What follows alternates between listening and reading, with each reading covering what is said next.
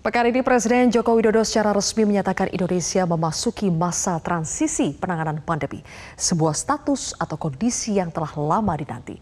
Sebelumnya, beberapa kali Presiden Jokowi berbicara mengenai transisi dari pandemi menuju endemi. Sayangnya, kondisi di lapangan belum sejalan dengan harapan Presiden Jokowi.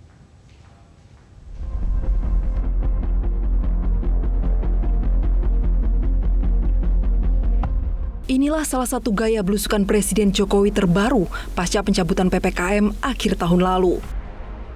Presiden Jokowi kini dapat lebih santai berada di tengah warga dan berfoto bersama tanpa terhalang masker yang menutupi wajahnya.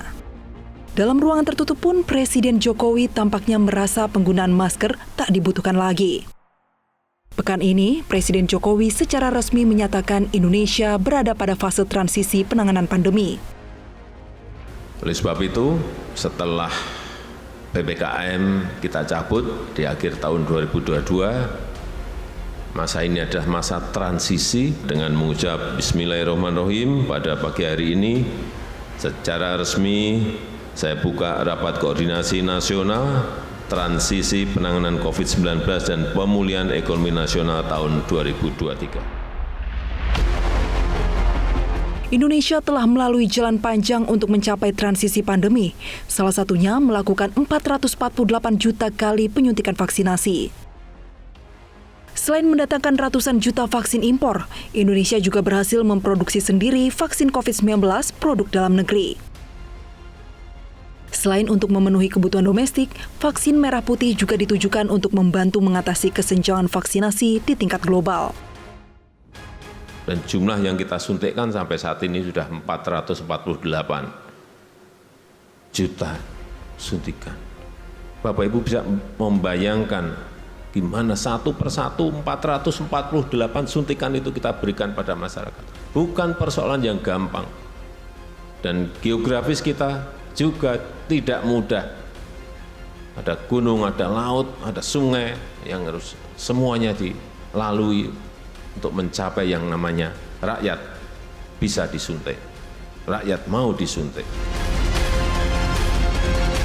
Berjalan beriringan dengan penanganan pandemi, pemerintah juga bekerja keras menjaga stabilitas ekonomi, salah satunya melalui konsep gas dan rem.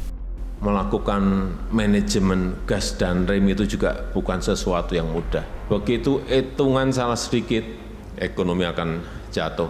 Tetapi begitu gasnya terlalu kencang juga, pandeminya juga bisa naik. Itulah yang kita lakukan, menjaga keseimbangan antara kesehatan dan ekonomi yang semuanya menekan manajemen negara. Tidak mudah. Presiden Jokowi melakukan berbagai cara dan upaya agar pandemi tak melumpuhkan ekonomi, seperti melalui program adaptasi kebiasaan baru pada 2020. Saya datang ke Kota Bekasi, Provinsi Jawa Barat, untuk memastikan pelaksanaan kesiapan kita dalam menuju ke sebuah tatanan baru, ke sebuah normal yang baru. Sayangnya kondisi di lapangan tidak sejalan dengan harapan. Kurva pandemi terus naik turun dan kita harus mengalami sejumlah lonjakan kasus.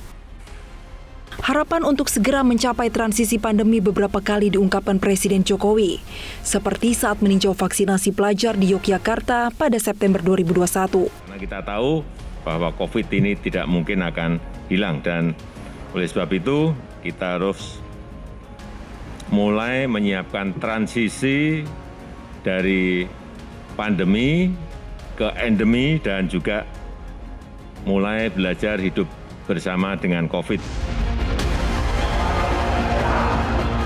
Menjelang arus mudik 2022, pandemi tampak mulai stabil melandai. Pemerintah pun melonggarkan pembatasan mobilitas dan kembali harapan mencapai transisi pandemi diungkapkan Presiden Jokowi.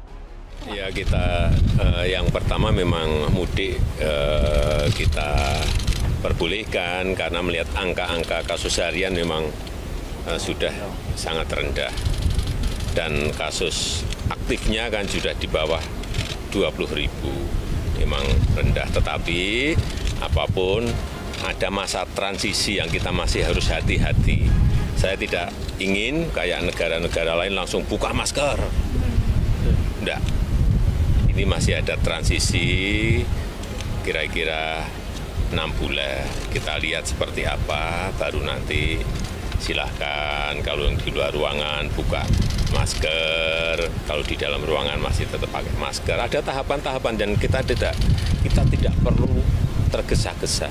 Karena apapun kita punya pengalaman saat Delta seperti apa, saat Omikron seperti apa, sehingga kehati-hatian, kewaspadaan itu tetap harus.